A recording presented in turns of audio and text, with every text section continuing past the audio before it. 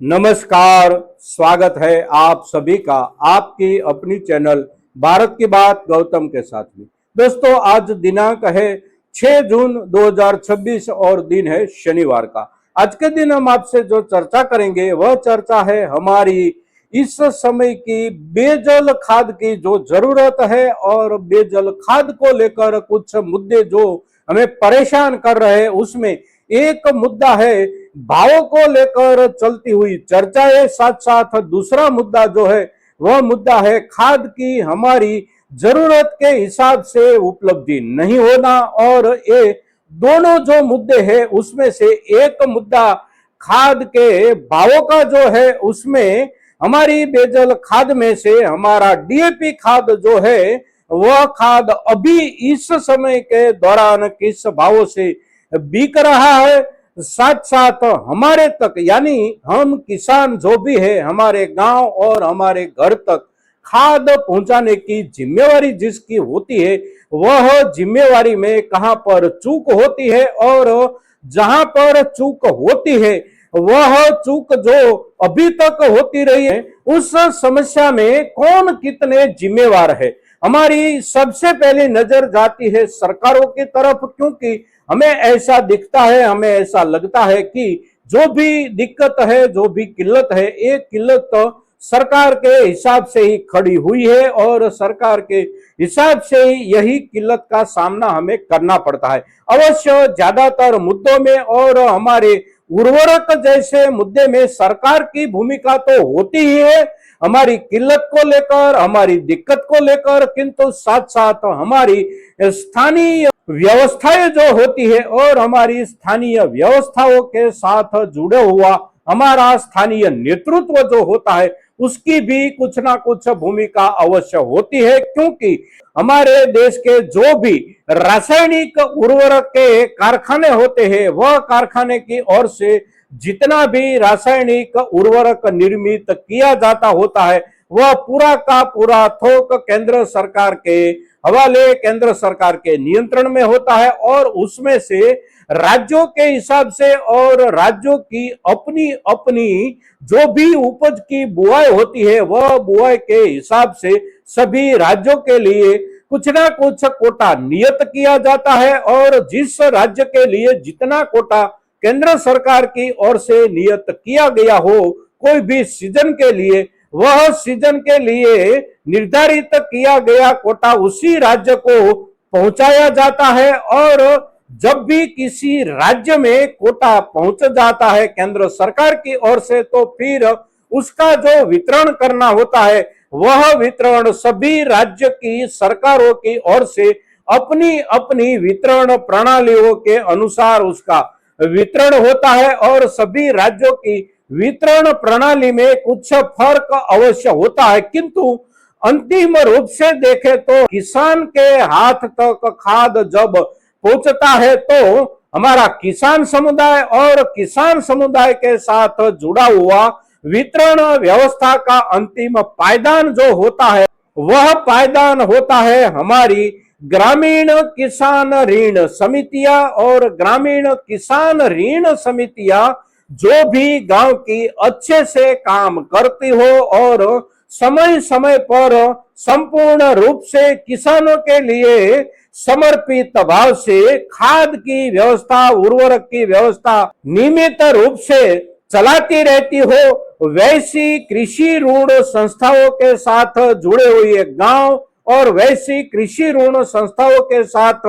जुड़े हुए किसानों के लिए खाद की किल्लत बहुत कम होती है, किंतु जिस गांव में हमारी कृषि ऋण समितियां खाद वितरण व्यवस्था के साथ नियमित रूप से ना जुड़ी हो और किसानों के लिए खाद की व्यवस्था, खाद का मैनेजमेंट, खाद का व्यवस्थापन ना करती हो, वैसे गांवों में उर्वरक की किल्लत सबसे ज्यादा रहती है। और इसके चलते अभी इस समय के दौरान देखें तो भी, पिछले समय के दौरान देखें तो भी और आगे जाकर आने वाले समय में भी अगर ज्यादा से ज्यादा उर्वरक की किल्लतें जो भी गांवों में, जो भी इलाकों में होगी और अभी तक जो होती रही होती है वह सभी की सभी किल्लतों में से ज्यादा से ज्यादा जिम्मेवार होती है हमारी स्थानीय किसान ऋण समितियां। और किसान ऋण समितियां अगर हमारे किसानों के लिए उर्वरक की व्यवस्था नहीं करती है तो उसका सबसे ज्यादा खामियाजा भुगतना पड़ता है ऐसे किसानों को। कि जो भी किसान ऐसी कृषि ऋण समितियों के साथ जुड़े हुए गांवों से हो, ऐसी कृषि ऋण समितियों के साथ जुड़े हुए किसान मेंबर हो, ऐसे किसानों, ऐसे गांव और ऐसे इलाकों में सबसे ज्यादा किल्लत रहती है। किंतु जहां पर हमारी स्थानीय कृषि ऋण समितियां अपनी जिम्मेवारी समझकर किसानों के लिए खाद का व्यवस्थापन ढंग से करती हो और इस व्यवस्थापन की अपनी जिम्मेवारी ढंग से निभाने का प्रयास करती हो, ऐसे गांवों के किसान, ऐसे प्रदेशों के किसान, ऐसे इलाकों के किसान की किल्लतें सबसे कम हमेशा के लिए रही है, अभी भी उसकी किल्लतें सबसे कम है और आगे जाकर वैसे गांव और वैसे किसानों की किल्लतें, दिक्कतें सबसे ज्यादा कम ही रहेगी। दोस्तों, आज के एपिसोड में सबसे पहले हमने हमारी वितरण व्यवस्था के बारे में, हमारी वितरण व्यवस्था में कहां कहां पर क्या क्या हो सकता है और किसकी कितनी जिम्मेवारी होती है, वह चर्चा जो संपूर्ण विस्तार से आपके साथ की है, उसका हमारा उद्देश्य जो है वह उद्देश्य ऐसा है कि आप अवश्य अपने अपने गांव की कृषि ऋण समितियां जो है वह कृषि ऋण समितियां ढंग से काम करे, हमारे किसानों के लिए हमारी जरूरत के हिसाब से खाद का व्यवस्थापन संभाले, अपनी जिम्मेवारी निभाए। इसके लिए आप किसानों की ओर से सक्रियता बने, किसानों की ओर से जागरूकता आए। अब देखते हैं अभी इस समय के दौरान हमारी पेयजल खाद में से सबसे महत्वपूर्ण खाद जो है यानी कि हमारी डीएपी खाद के, डीएपी उर्वरक के आज के हिसाब से भाव क्या चल रहे हैं, ये हम एक कृषि ऋण समिति के उर्वरक गोडाउन से आपको प्रत्यक्ष दिखा रहे हैं। दोस्तों, एक सहकारी समिति के गोडाउन के ऊपर से जो उर्वरक का वितरण हो रहा है वह वितरण पुराने भावों से यानी कि पिछले समय के दौरान डीएपी खाद हमें जिस भावों से उपलब्ध थे वही भावों से आज भी खाद उपलब्ध है। और आज दिनांक है 6 जून 2026, दिन है शनिवार और खाद का बोरा आप यहां देख रहे हैं, ये खाद है डीएपी और इसका अभी का वर्तमान भाव है प्रति बैग 1350 रुपये। और ये खाद जो उपलब्ध कराई जा रही है वह कंपनी है हमारी Gujarat state fertilizer and chemicals limited, यानी कि सरदार ब्रांड से जो उर्वरक हमें वितरित किया जा रहा है, ये उर्वरक अभी वितरित किया जा रहा है। और